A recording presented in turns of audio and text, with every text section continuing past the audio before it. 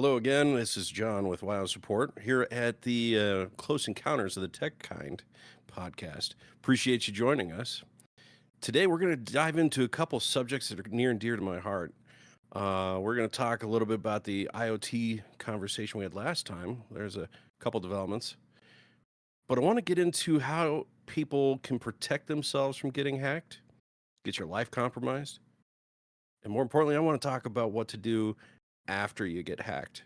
What are the steps you need to take and how fast do you need to take those?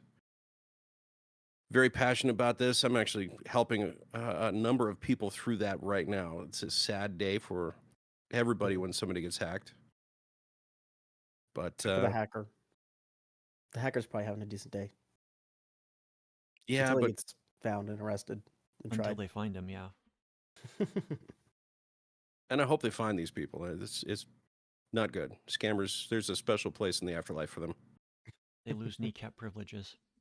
In the afterlife? Oh, that'd be bad. That'd be tough. Well, today we've got Jackson. Hey guys, how's it going? Sorry, I just had an image of a bunch of Stephen Hawking's rolling around. Yeah, he's not a scammer. No, but Oh my. anyway, good to be here. Good to have your flavor of comedy. I appreciate it. Don't demonetize us, please. Mike, how you been? Pretty good. Can't complain. Busy week last week. Got some rest. Hey, sounds like a good week to me. Yeah, busy weeks are good weeks. Yep. And as always, we've got Artie helping run this whole thing. He's responsible for hitting the play button, stop button, record, rewind. If one of us is muted, you know where the problem is. Hey, Artie, Well, say hi to everybody. Rolled out of my coffin a day for this. And I'm glad you did. Wouldn't be the same show without you. No, it would not. There wouldn't be a show without me. By the way, do we I have stand our behind what I new? said. Do we have our new yet. loading screens? No, not yet. Coming soon. Coming soon. I can't wait to see those. It's going to be awesome. So as we continue to add subscribers, which yay that, like and subscribe, make a comment, please interact with this because it's helping us. Got a few more exciting changes coming as we grow. But yeah, we're going to roll those out next couple weeks. Love to hear your feedback on it, everybody.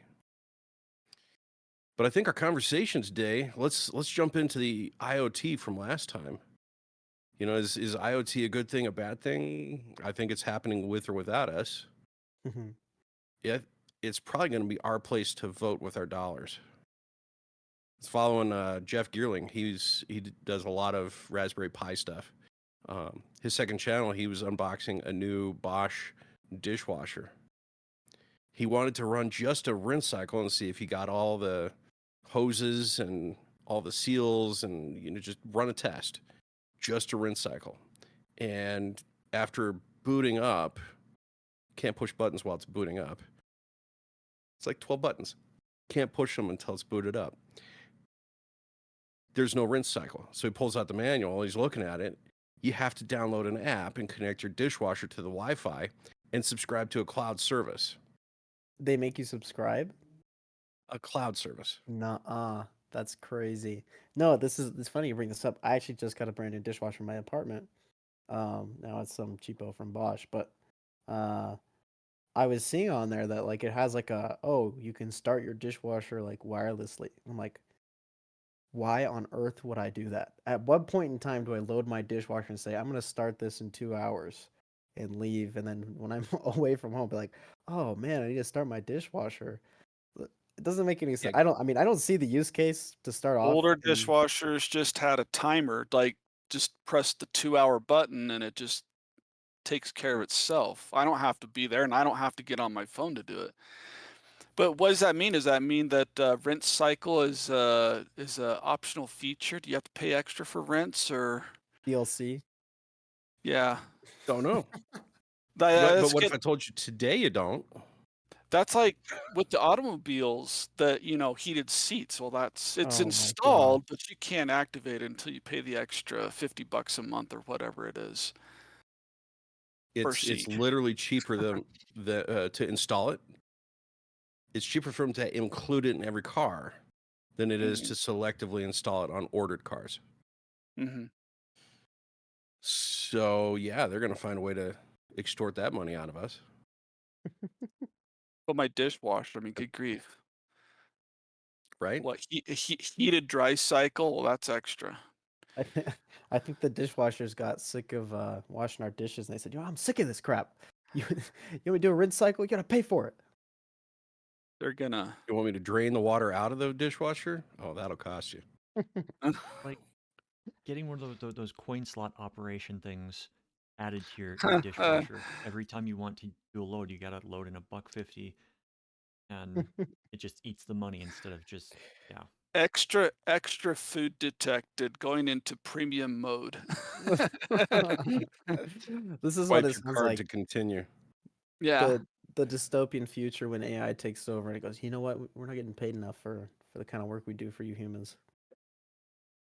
It's because of stuff like that that when I'm looking to get something, like I want to get a new TV.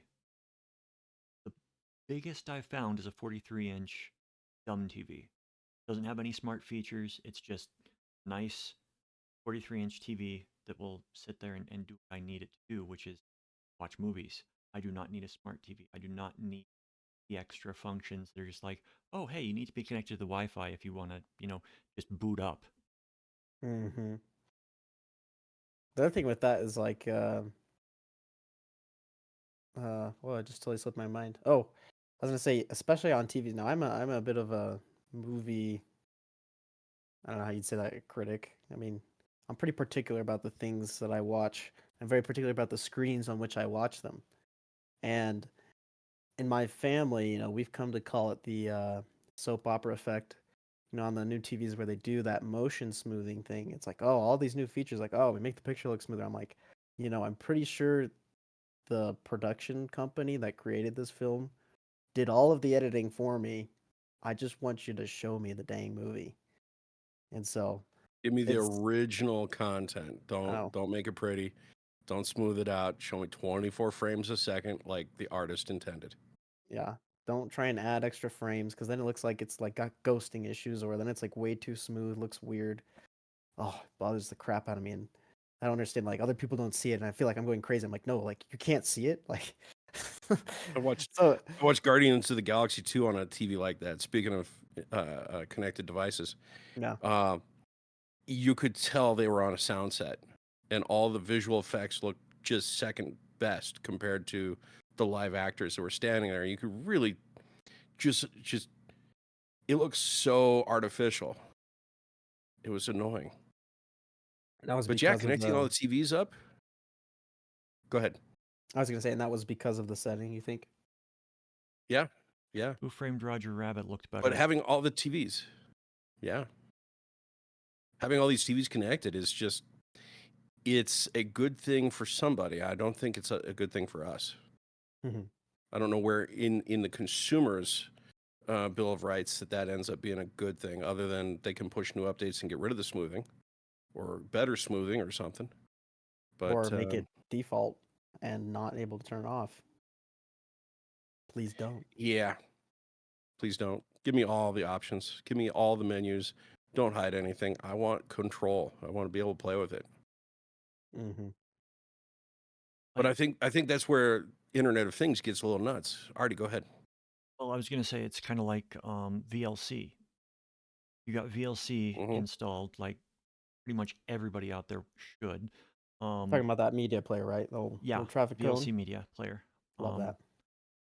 You open up the options and you've got the basic, and then you can click advanced, and they both have separate settings in it. But you go to the advanced and you're able to mess with pretty much everything that's in there. That's not a basic setting that you can go into. So having that option for advanced users would be better than just oh, you can download our app so you can access these functions. Well, that's where I'm kind of stuck, right? Internet of Things, it's great. Let's have, connected dishwasher. You can start it remotely, shut it off remotely. That's okay, needless, but kind of cool. It'd be great if it told me when it was done. It'd be great if the laundry told me it was done. Yay, that. Where I've got problems is having to pay $1 or $2 or $5 a month for the cloud server. Because they're not putting this in the cloud for free. There's no such thing as a free service. Everything costs money. If it's free, you're the product, right? So if you get this free app for your dishwasher, you paid a lot of money for the dishwasher. But now, how long does that server run? 5 years, 10 years, 20 years? Or the dishwasher becomes like the refrigerators and puts a screen on it, and now there's advertisements on it every day. We're seeing that with a bunch of live service games now. Like there's one that Warner Brothers has out, Multiverses, that they just announced that they're bringing the servers down. There's no recourse for anybody that invested money in the game to actually keep the game or play it, or install it later and play it. It's I would love to see legislation that says if a publisher abandons the software and there's a fan base out there that wants to keep playing it, open source it. Mm-hmm. Yeah. There's no reason not to. Yeah, and this popped up a thought in my mind, and it's something that I haven't done a whole lot with, but maybe you guys who've done a little bit more of a server and networking than I have. All of these IoT things, or a lot of them, if you want to access it outside of your home, require a cloud, right, to run on. Now, how hard would it be? How plausible would it be to create a product that is just an at-home server? And I mean, I know you introduce a lot of cybersecurity variables when you're opening up a port to a server at your house, right? But would it be that hard to say to host your own server at your house? Something that's marketable to somebody who's maybe not into IT. So I can either pay for Bosch's servers, a monthly subscription to start my stupid dishwasher, or maybe I have a ton of smart devices that all kind of need to use a cloud of some sort, and I just host it at my house, and it's something that I can just buy as almost a plug and play product, right? I buy myself a server.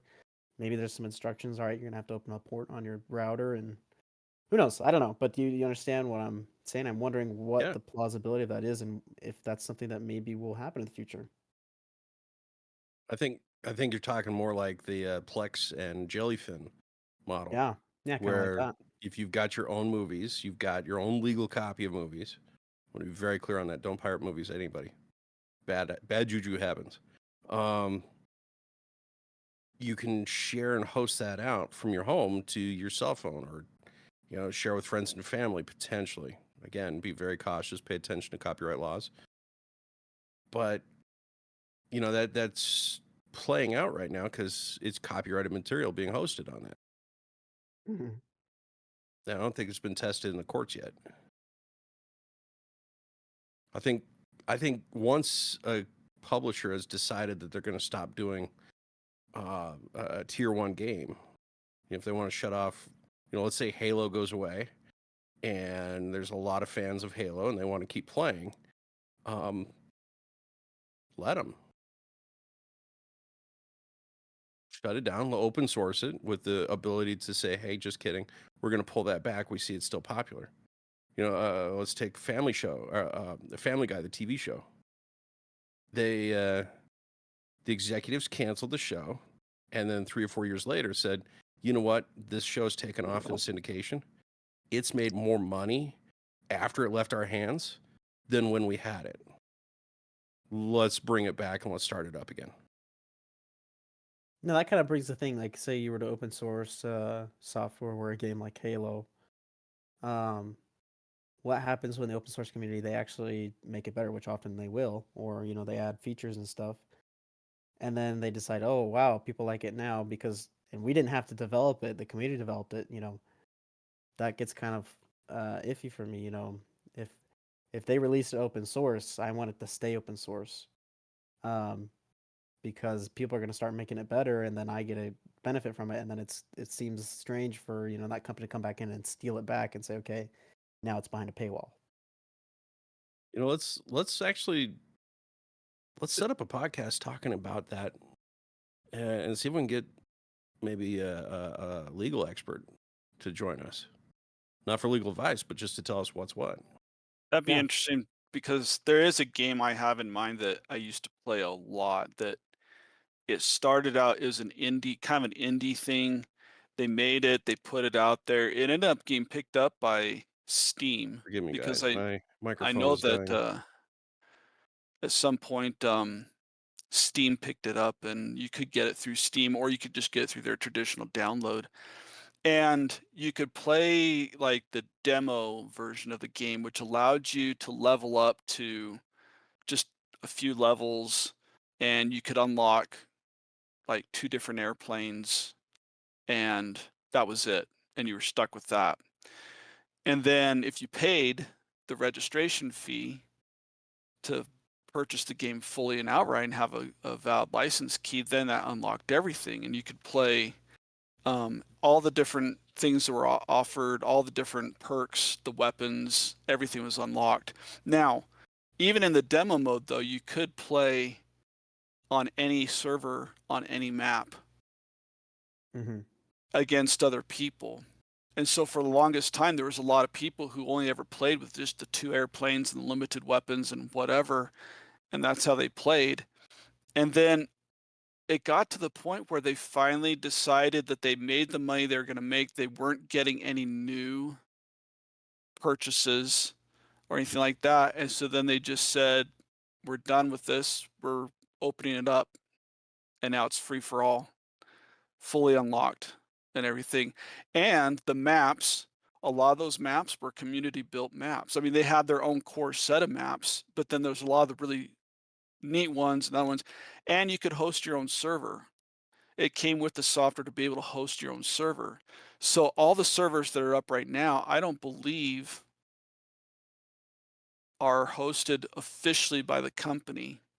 Maybe they are. Maybe they still have 1 or 2 of them up, but there's a lot of servers out there that were other people in the community that decided, hey, I'm going to put this up. I'm going to make it a place where people can come play my maps, my special versions. And there's been so much community involvement where they are able to develop hacks for the game, not to beat the game, not to cheat at the game, but to improve the game and to improve the server side of it and to actually change the gameplay in the way that the game worked.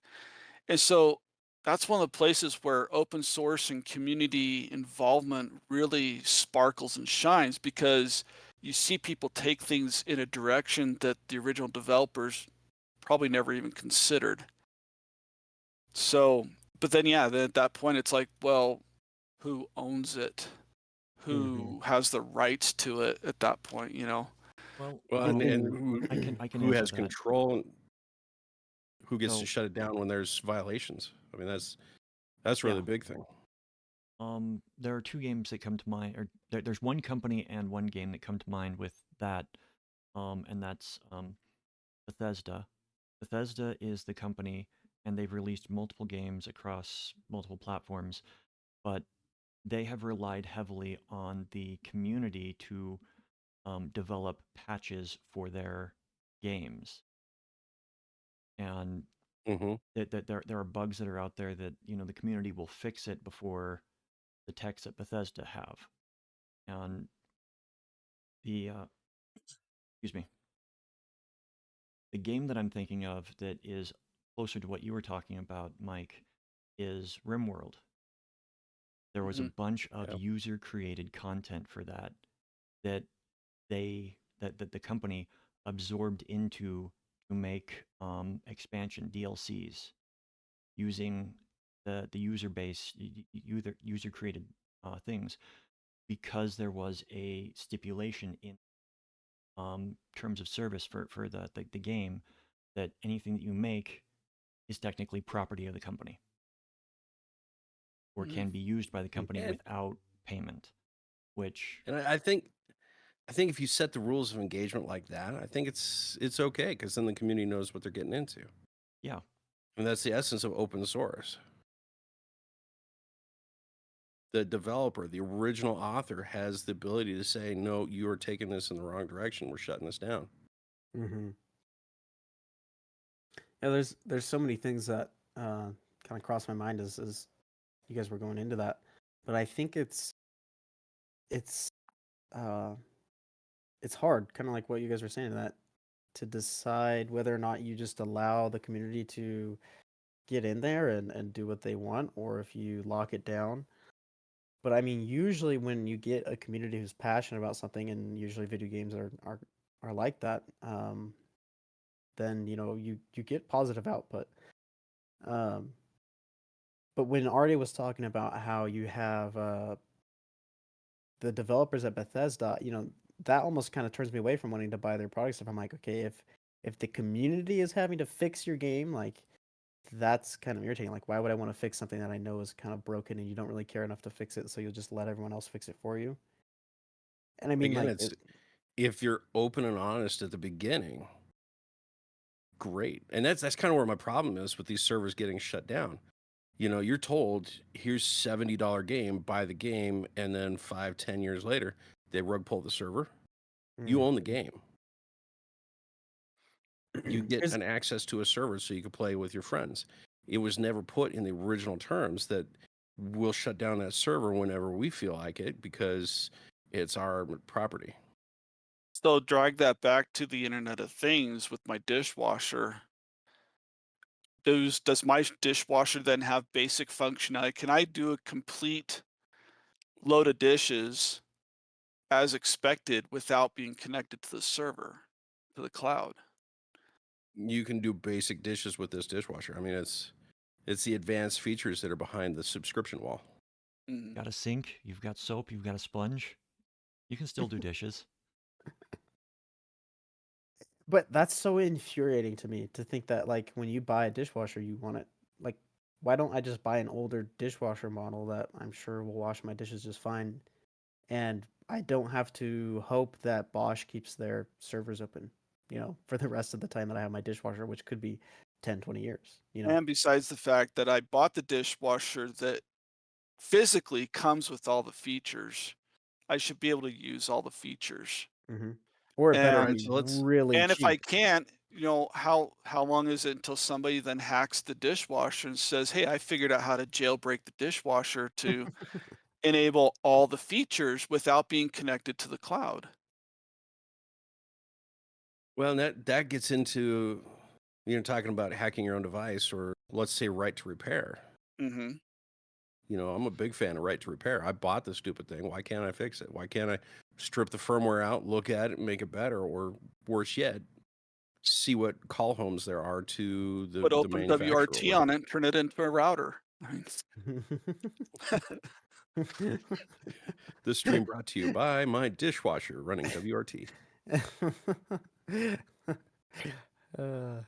has That would be it's got hilarious. water cooling.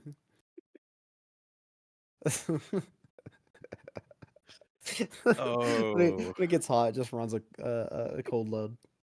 that's a dad joke worthy right there, Jackson. That's an epic, geeky, really awesome dad joke. Thank you. That's but in all seriousness, we got all these devices that are asking for cloud stuff. We got refrigerators, dishwashers, various game systems in our house. All right, so let's jump into the cybersecurity side of things, the personal security side of things. So I want to have this conversation because I'm literally helping 2 separate clients right now help recover their lives. And we've had a couple others, but there's 2 active cases right now. So I'm not going to give names, not going to details, none of that. But we'll just get into generics. Yeah, tell me, like, when you say they've had their lives like turned over, yeah, give us some more without obviously disclosing, too much, but like, what do you mean by that? So an example of all this stuff that I've done, I'm just again, I'm going to go generic. I don't want to pull any user identifiable information or anything like that. Not going to break any confidence. We run the company like we're Switzerland. We'll hear everything. We won't share anything about anybody. It'd be a tough time to just get the name out of us. But imagine waking up one day and your bank account is not just zero, but it's down $2,000 because they siphoned out $2,000. You go to the bank and you say, I didn't do this. I didn't authorize this. And the bank goes through the fraud, checks it in, looks at all the data, looks at the logs, and finds out that your phone coming from your home's Wi-Fi authorized all the transfers. Yeah, guess I'm out 2,000. Yep. So we're talking financially, ruin. I mean, usually that's kind of what hackers are after. But I mean, what else can that look like? Well, and They it can could ruin also your bank be account. What else? it could also be a pivot towards your company. So if they hack into your personal life, let's say they got access to your phone, you go to work, you jump on the work's Wi-Fi, bang, now you've got a device inside. Now the hackers have a device inside the firewall that can now ping servers or hit printers and potentially infect those. Run me out So of you get a cyan. foothold. Yeah, but it would fix that problem for you. Yeah, so okay, I see what you're meaning now. So tell me a little bit more. So helping these people get their lives back together got me an idea of we should talk at length. We should have a conversation with everybody and say, here's the basics, what you got to do. So IoT is a great springboard. We've talked about setting up a separate Wi-Fi. We Mhm. haven't talked about setting up a separate email. It's true. You should have a separate identity for all of your inconsequential devices that require subscriptions. Even Roku, even your smart TV should be on a completely isolated, mistrusted. Your bank should be on a separate email address than your primary correspondence email. Doesn't mean it needs to be separate on your phone. You can have both accounts on your phone. It's less secure, but let's be real. If you want a fully secure life, go outside and turn the breaker off. Shut Yeah. off the electricity, and that's the only way you're going to be safe. Yeah, but like what you're talking about, we live in the real world and we can't just shut ourselves off from the outside, that's no fun. It's not living life. So, yeah, I think you're totally right in separating things as much as you can, spreading yourself out. Because I mean, it's the biggest thing is you put these firewalls up in your life, your digital life, if you have one email air gapped from the rest, then it's kind of it's a lot easier to narrow down. Okay, I need to make sure I resecure these things because there's only these things that are connected to this email. But if you have everything, and it's happened to me. I think I've shared it before on this podcast.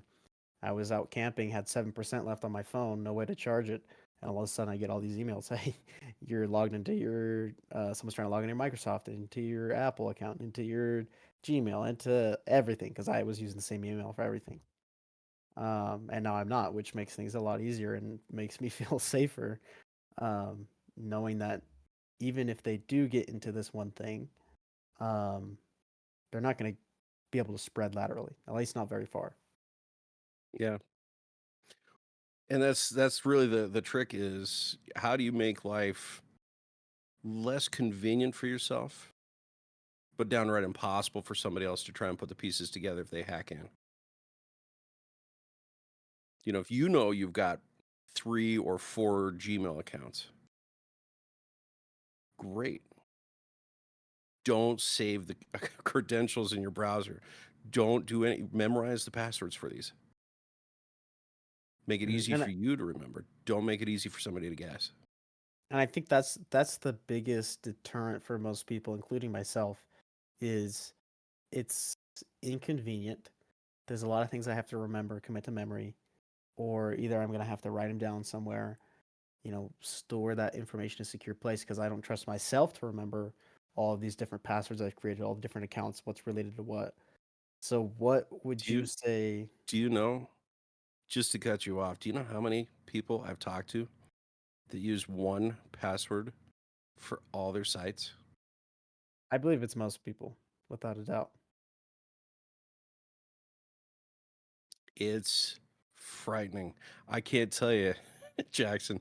You just look at them and say you're using one password for everything. It's one password, one name for your Roku, for your bank account, for your dishwasher.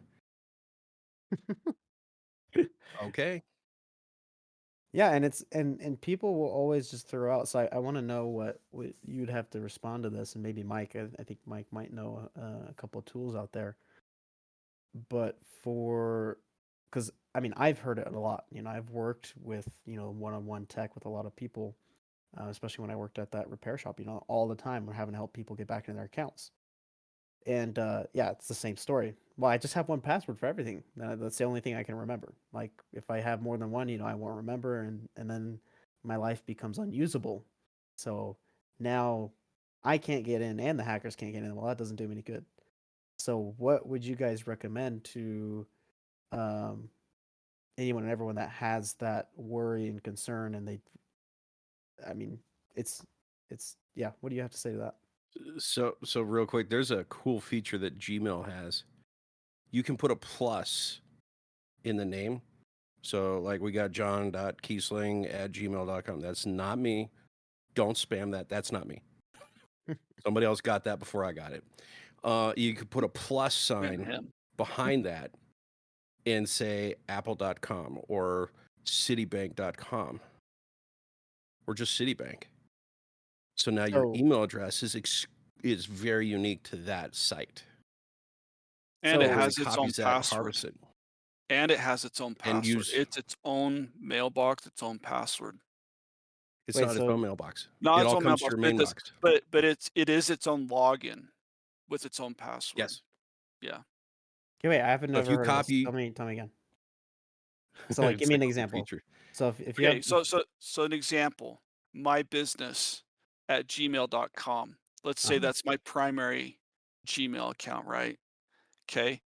So I could then set up a different login, and it kind of does, it's kind of a pseudo separate email box. Okay. You use Mhm. Bosch Because as the you will, example. yeah. So you could say for your dishwasher, okay, you're going to say my company, then a plus sign, Bosch at gmail.com. Right, John? Okay, so it's before the app. Right, before the at, because that's still in the username space. Okay. So it treats that as its own login. And then when Gmail picks that up, Google picks that up, it's going to recognize that and say, hey, you can set this up. You need to sign a password to it and everything. And you can be a completely different password. Now, the filtering, the way it works is that in the master account, I believe email wise, you'll still see emails come in to the master account, but you'll be able to filter them because now they have their own unique identifier attached to it. So if you have folders or something like that, you could set up rules to say if it's got this email address, then put it in this folder when it comes in.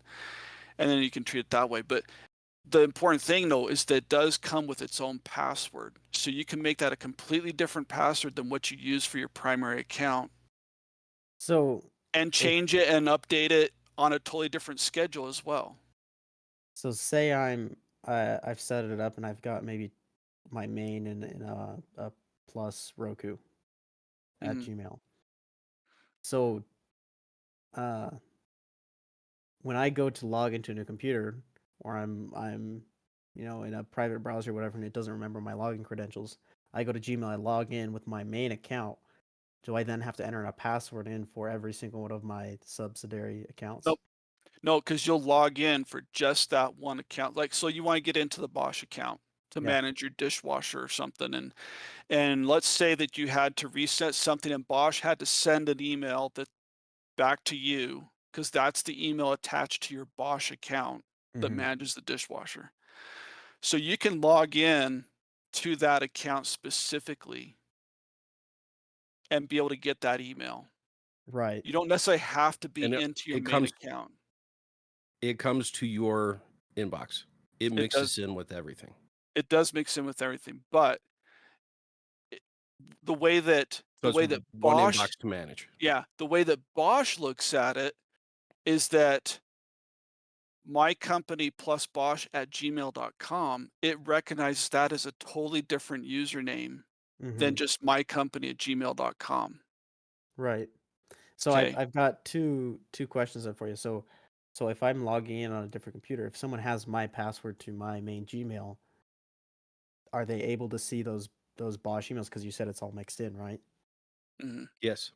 So how is that then really helping me if I have a separate password, but it doesn't matter if I can still see it from my main one? Or unless you're So just saying that's in Because case that one gets hacked, it is then right. it is a method to compartmentalize those logins further than just having two email accounts. So we could have John at gmail.com. We could have John's second email at gmail.com. mhm, John work, John personal at gmail.com. Those do keep you separate, But the but this problem is a with way of that splitting those hairs even further. yeah, the problem with that though is then you have to go through Google's process to create a new account for each of those unique email addresses. mhm. Whereas And I think there's and then you'll have to go in and say, well, if I don't want to have to be logged into all those email boxes, I'm gonna have to put forwarders on to tell them to forward back to my main account. Then in this case, Google's already done it. By just putting the plus this, it treats it as a unique email address that you can use on another site. But the mhm, email, when an email comes to that address, it gets routed to the parent account for Google. right. So So so that if way you're able to set up something that has a unique email address or a unique username for whatever service you're signing up for, which means you can then give it its own password for that thing. But like the password recovery, even though Bosch, if for the dishwasher, let's say, sends you a password recovery, you see it in the my company at gmail.com inbox. mhm. So I'm looking at this from the point of view of a hacker, right? Um, say I find that email and it's got, you know, Mike plus Bosch at gmail.com. I mean, if I know about this, then I'm going to immediately start attacking Yeah. just the Mike at gmail.com. But you won't know the passwords. Yes. So that's where and Jackson, your head's in the right spot. Mhm. Your Gmail account is the root access for everything. If you forgot your password, you click forgot password, type in Mike at gmail.com or Jackson at gmail.com, and boom, you get a recovery. So that's where you got to put two-factor authentication. You got to crank up the security. You got to make sure that your phone doesn't trust you to log in and Mhm. ask you and challenge you. Give me a Face ID, give me a PIN code, give me something besides just, hey, I need to see my email. Yeah, because Don't that save your logon to your computer. Log I out when still you're walking away from I, it. s- I still think that goes along though with what John was saying earlier about separating out like bank and other services, things that are critical, separating it out from your main day-to-day communication channel. So if my everyday email is mike at gmail.com, I don't think I'd want anything tied to that, especially like my bank or anything like that. Just because that I've seen examples where people get so in a routine with like social, especially with social media or with emails or something, if they just see stuff and they don't even really think about it, like they might click on it accidentally, or they might actually do something that opens it and sends some kind of a signal back to whoever sent it. Things like that that that's a compromise right there. So that if that email is tied to my bank account, that's where a vulnerability happens. The way I envision it is I would even set it up on a totally different email service. There's lots of different free email Yes. services. There is Gmail, but there's other places you can go to for free email. And my idea is that Long I would set up a email account at one of these other services that I never use it to sign up for anything but Yeah. like one or two specific things. Like I'm using this strictly for my bank. And I'm not even going in there to check for regular email. Like, oh, did my Hmm. sister email me or did my dad, send me a document or something like that? I'm not looking there. I'm looking in my regular email for that. The only thing I'm looking for in that email is a notice from the bank saying, "Hey, your interest account made, $100 this week," or whatever. That's great. That's what I want to see in that account, but that's the only thing I want to see in that account. I don't want to see spam. I don't want to see advertisements. I don't want to see Hmm. anything except bank Well, communications. and I would go one step further, and not just bank, but also health insurance, Yeah. I mean, things of car that insurance, nature. ha- Things of that your nature. core life, your Yeah. core life. Those things that you can't live without, that you need real time access to. Fold all those behind the scenes, but very small, very limited, so that if you do get compromised, you can use those to recover back into Mhm. a real state of being. So just to make sure I can I propose a solution maybe, and you guys can tell me what, as a user, um, You can propose anything you want. Just don't propose to me. I'm already married.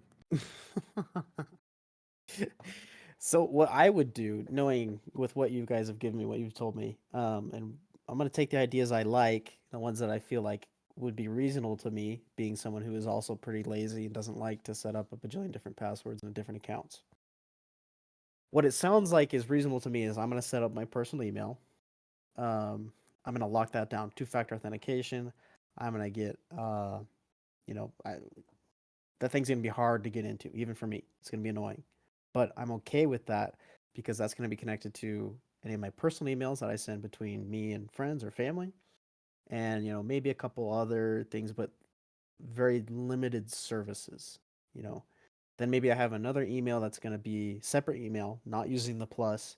I would use a separate email for any banking and financial, and maybe it's not a good idea to put all of your bank financial in the same email. Probably not, but just for the sake of simplicity, we'll say I have an email, and maybe for each financial institution, I do a plus uh, Chase Bank or plus, whatever. And I have my credit card. Say I have two accounts, and those are separated with different passwords on that email, but I can still see all my financial information in one email. Then maybe let's say I'll make one more just because three to me seems like that's enough. And that other one, I'll connect to say things I really don't care about, like Roku, or I'll do Bosch, I'll do my IoT things, or any of these sites that require me to subscribe to cloud service and, drive you nuts. They make you make an Your account. your your garbage accounts. Right. My garbage accounts, the ones that I hardly put any information into, but I want that separate, right? So I have three So separate so you'd email have accounts. Jackson's core life. Mm-hmm. You'd have Jackson's day to day, and Jackson's garbage. Yeah. And in that garbage, I'll use like what you guys were saying. I'll have my plus Roku, I'll have my plus Bosch, I'll have my plus whatever, you name it. And so those are all separated, but those three main accounts, those are locked down. Yeah. Two-factor authentication, that to me seems reasonable. It's going to take a lot of setup, but that's something I'd be willing to do. And I mean, what do you say to that? Yeah, and make sure that you've got the recovery methods to get into those Mm-hmm. that are completely separate. If you want to go next level, get a second phone. Right.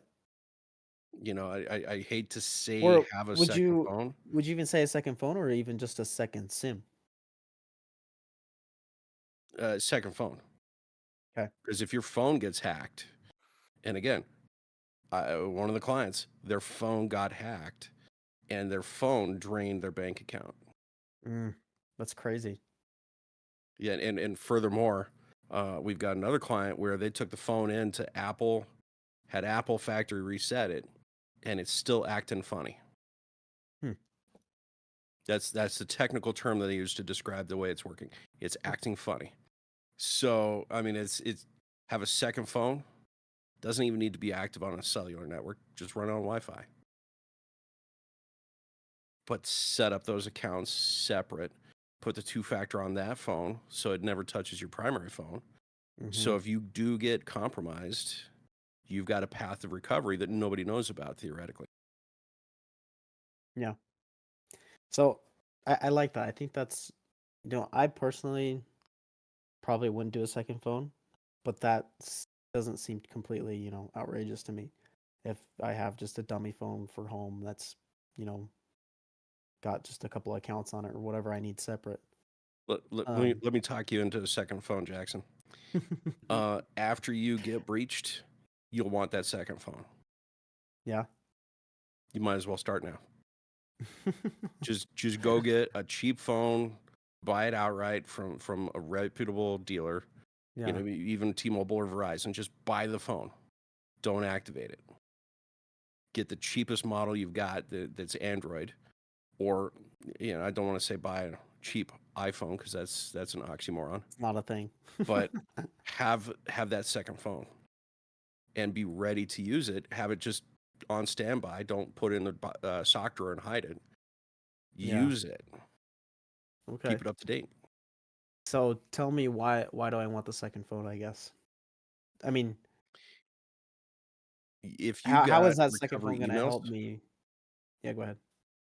if you got recovery emails or it needs to send recovery two-factor authentication to an app because Jackson's day-to-day email address got hacked or Jackson's core life got hacked, you want to set the two-factor on something that really is unreachable, doesn't log in, doesn't touch anything. It's truly offline. So your everyday actions happen on your phone and your laptop. Mm-hmm. But if you need to get in Jackson's core life, then you get into Jackson's core life. Gotcha. So it's almost like air gapping that two-factor then is what you're saying. Yes. That's probably the best analogy I could imagine is you're air gapping your access. Okay. That makes sense. That's not totally outrageous. It'll feel like it as you're setting it up, but it's not. So, My light just blinked out on me. Oh, that's okay. Got all kinds of tech issues today. This is not good. Batteries are dying left and right. Did you forget to pay your subscription, John? Oh, no, just stupid me forgot to plug them in and charge them before the podcast. So, That would help us when it's subscription to get USB power. Oh man, yeah, you gotta subscribe to all of your input-output ports on your computer. Good grief. You only subscribe to 3 ports at the slow charge rate, so good luck with that. So I don't want to come at you too hard and say you got to get a second phone, but I mean, it's a what worthy happens when you investment. get hacked? Yeah, and I think we talked about that financial aspect in those things that are tangible like money or business. But I think another part of that is often when you get hacked, you have data that is sensitive, especially if you run a business. Data is the oil, right? And hackers want to get at that because if you have personal information or financial information of, say, your clients, that's detrimental if that suddenly becomes public information or someone else's, right? Yep. And so here's another, just to punctuate the 2 phones. Mm-hmm. Have you ever installed another app on your phone? Yeah, I've got 500 of them. How many times have you gone through that phone to say, do these apps really need to exist on my phone? Or more to the point, have you checked the supply chain to see if any of them have been sold to another company? There's an active issue right now in Google where stale applications are being sold to new third parties. And the new third party will start charging $1 or $40 a month just to get money. And if they can flip 1 million users to paying $1, they just made $1 million. Yeah, it's crazy. I'm in the wrong business. Yeah, no, you got a soul instead of an ice pump. You've got a heart. You know, you've got a good constitution about you. You're not going to go find ways of scamming people. Mm-hmm. But these people are doing this. So one of the other risks out there is if a stale app, let's say it's a Wi-Fi scanner app, now has side loading capability because you gave it permission to save files on your phone. Now it can save files and then add a new app into your phone.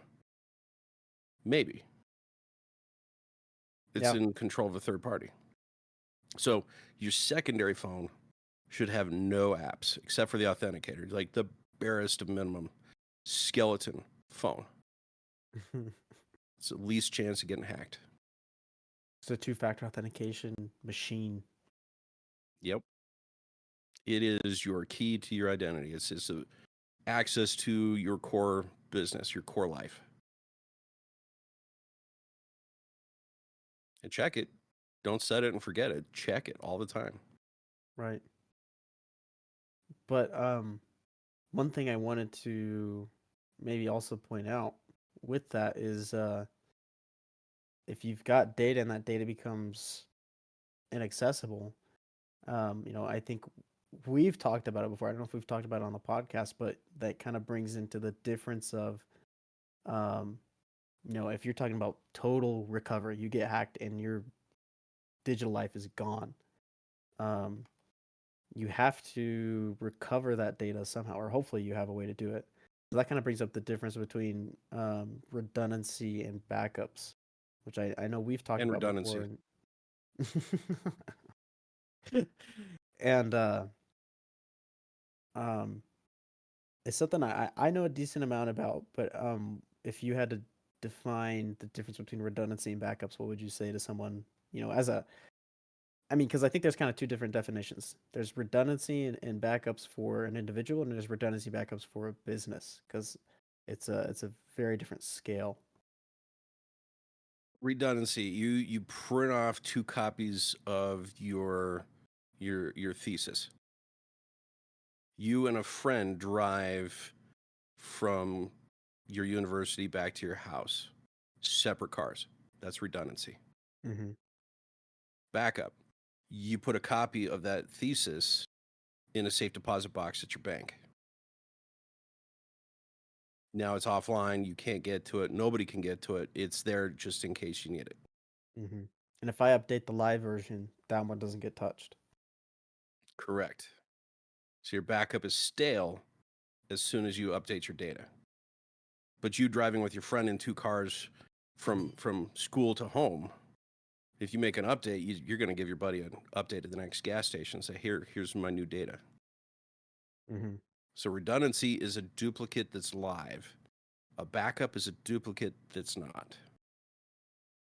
So how would, in a situation like this, what should I be backing up? Maybe just as a regular individual, what are maybe some things off the top of your head that I should be regularly backing up, or I should maybe have some redundancy of, to allow my recovery then to be a lot less of a headache? And Right. Maybe the 2 phones is a bit of redundancy. No, it's not.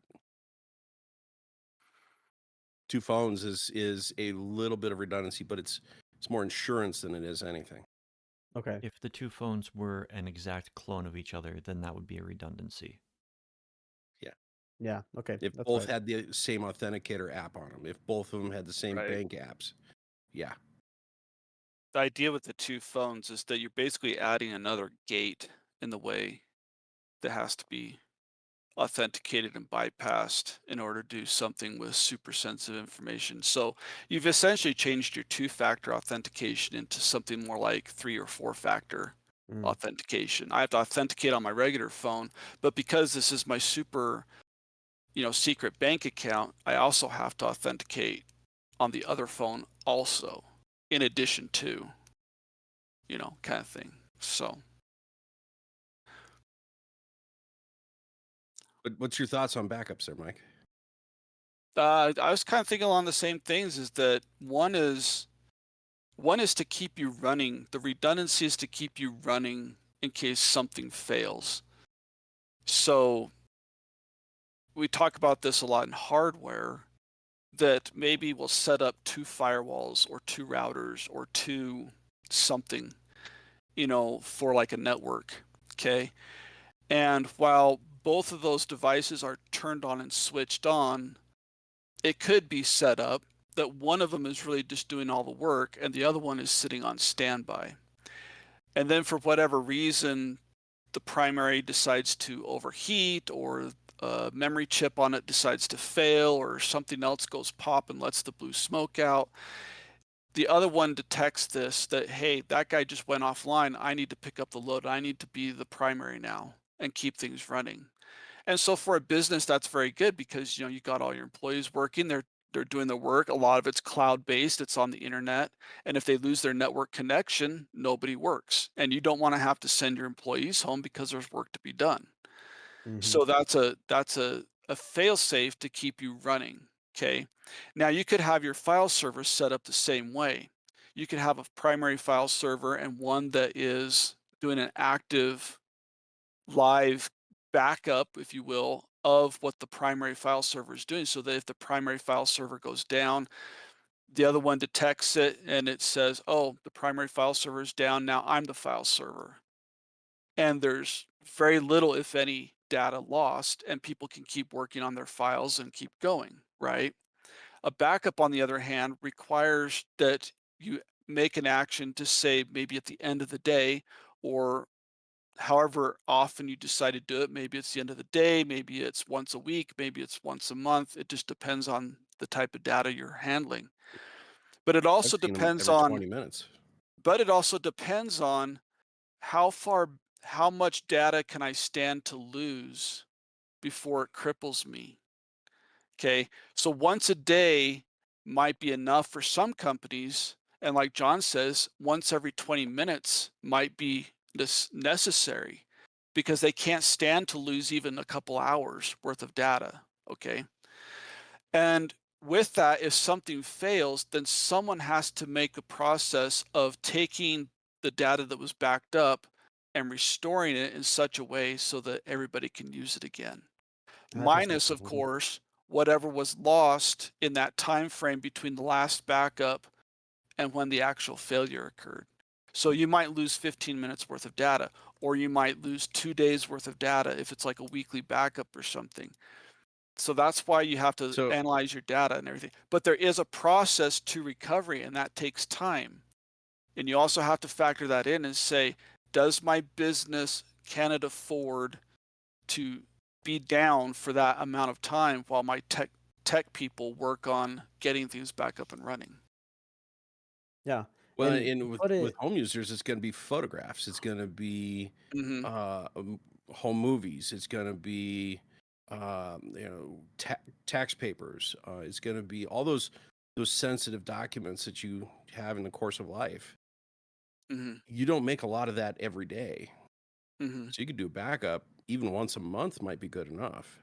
But you as want long that as you backup to be have current and it's viable and it's working, because what you don't want to have happen is you don't want to make a backup to a floppy disk from 25 years ago, put it in your safe, put in your safe deposit box, sure, whatever, but at some point that technology either becomes old, outdated, or it just naturally decomposes from age and it's no longer readable and usable.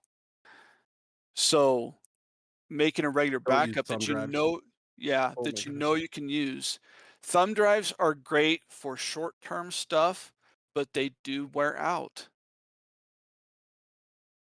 And they Thumb do go, drives will sink you. yeah, and they'll get corrupted. Um, The most stable yeah. long-term storage is magnetic media. I was about to say everybody needs to have a filing cabinet full of magnetic tape. Optical discs. It's been really interesting as I've dug out optical discs, CDs and DVD ROMs that I burned years and years ago. Not necessarily that I was putting it there, is because that was what we did at the time. This was back when I was in school and we were working on graphic design projects, and so it was a little bit more than what was going to fit on a magnetic disc of the time. And so we're talking, hundreds of megabytes. The best thing to put it on was a DV or a CD-ROM. And the department had CD-ROM burners. Like, yeah, I can make you a CD-ROM of your student folder that you worked on for the whole semester. Sure, off of this computer, But going back to access those, it's trying to find a CD-ROM drive or a DVD-ROM drive that'll actually now read it successfully without any kind of errors or corruption or anything like that. Pray that it didn't oxidize between here and there. Exactly. So backups aren't monuments. Backups are snapshots in time. And so if you got a backup that's too old, it will be too far gone to recover. So you always even want to if have a you're backup method that makes sense. even if you're backing up the exact same data as you did 6 months ago or a year ago or whatever it is, what you're doing is you're keeping it fresh and viable so that it can be used in the event that something goes wrong. Mm-hmm. And as we were talking about downtime and kind of the difference of downtime, whether or not you're doing backups or you're doing redundancy or both, did a quick little Google search, and this is coming from SolarWinds that have done several studies and pulled from other studies. What you're looking at is, and of course it varies a ton between the specific business and the industry you're in, but downtime of a smaller company can fall into the range of $137 to $427 per minute. Whereas for a larger business, downtime can cost over $16,000 a minute or $1 million an hour.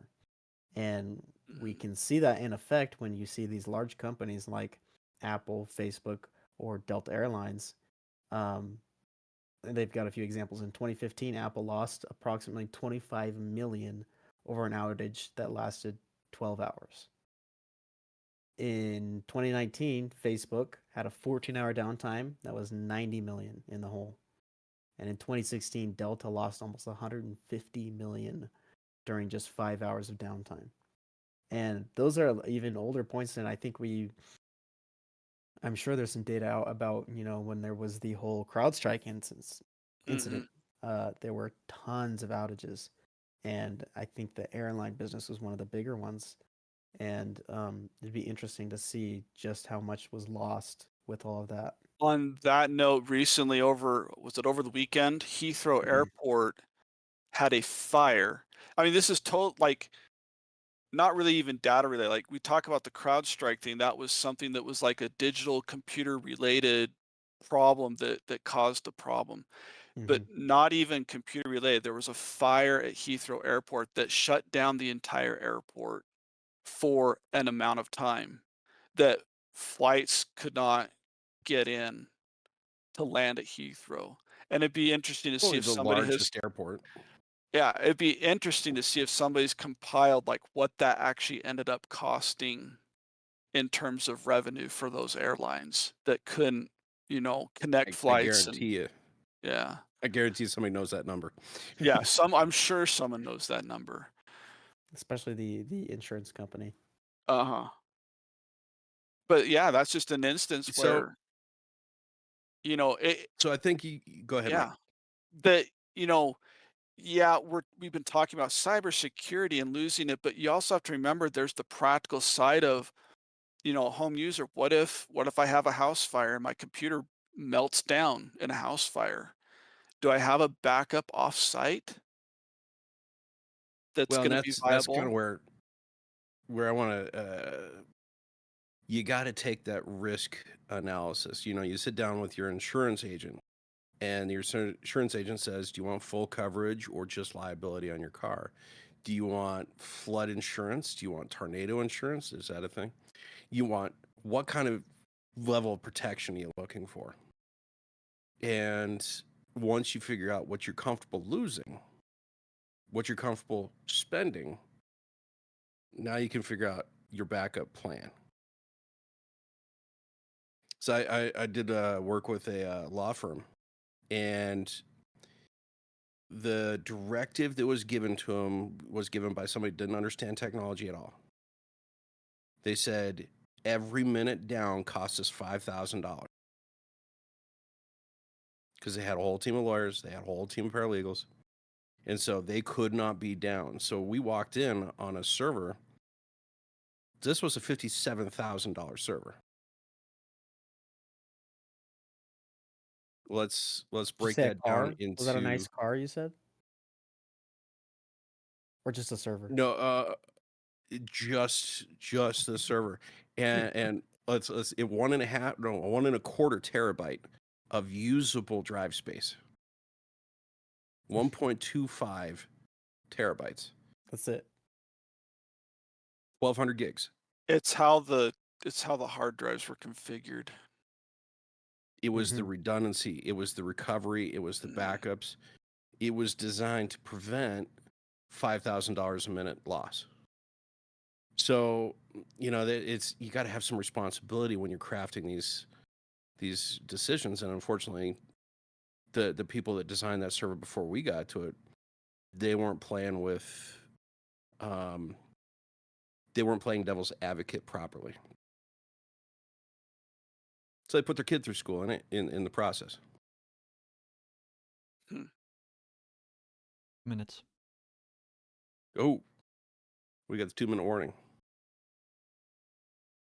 So I think we've got to talk about how to recover yourself on the next podcast.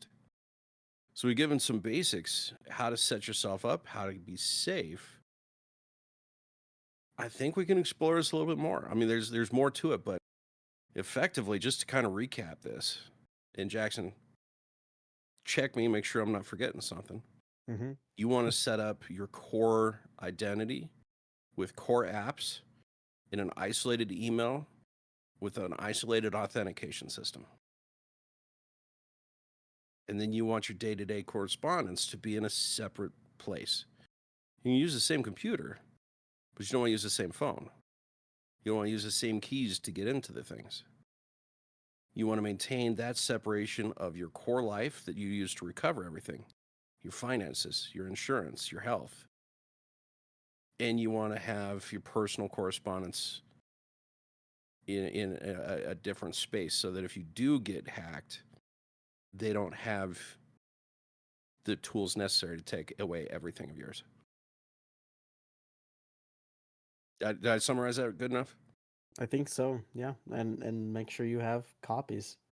So that way, you know, you at least have a way to recover yourself temporarily. Yeah, backups is everything. And without knowing what systems are out there, you just got to research every core system that you're interfacing with. Write it down.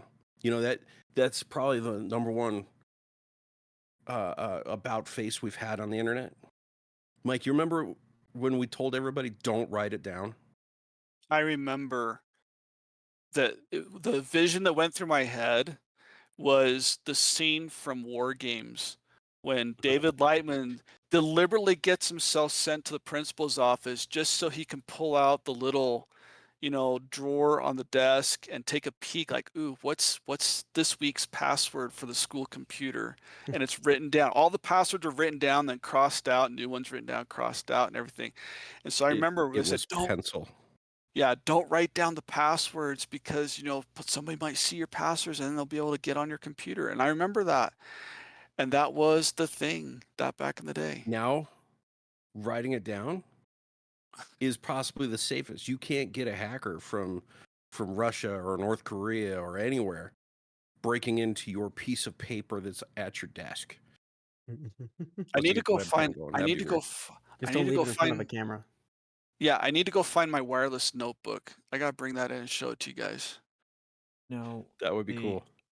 The additional thing that I would say to that is, if you're going to write them down, do not write down the username and password together, because that will defeat the purpose if anybody finds it. No, absolutely do. Give yourself breadcrumbs. You got to have that path to recovery. You just put this book in a place more sacred than your diary. Don't leave it on your desk. Yeah, don't tape it to the desk Don't make drawer. up. The only time you need this book, let's be honest, the only time you need this book is doomsday. When your life is taken apart by a hacker, you've got to have this book. And the last thing you want to have to do is decode your book. So write it down, keep it safe, put it somewhere that nobody's going to get to, and have a copy. Put it at the bank in a safe deposit box. Not just Put it it in your somewhere account. else. Yeah. But I mean, it's one of those, if you have paths of recovery, you've got a path to shut off access and a path to prove to the bank who you are. But I'm afraid we're going to have to cut it short. We could talk about this for days. How to protect yourself, keep yourself safe. Join us next time, everybody. We're going to talk about our recommendations of how to recover after you get compromised. We've walked a few people through it. It's not pretty, but we can help. We'll reduce the time, we'll reduce the cost, we'll reduce the pain. Either way, we'll take you on that journey next time. Till then, I'm John. I'm Mike. I'm Jackson. Why am I here? To learn the things you didn't know you need to know. You're welcome, Artie. Till next time, we'll see you.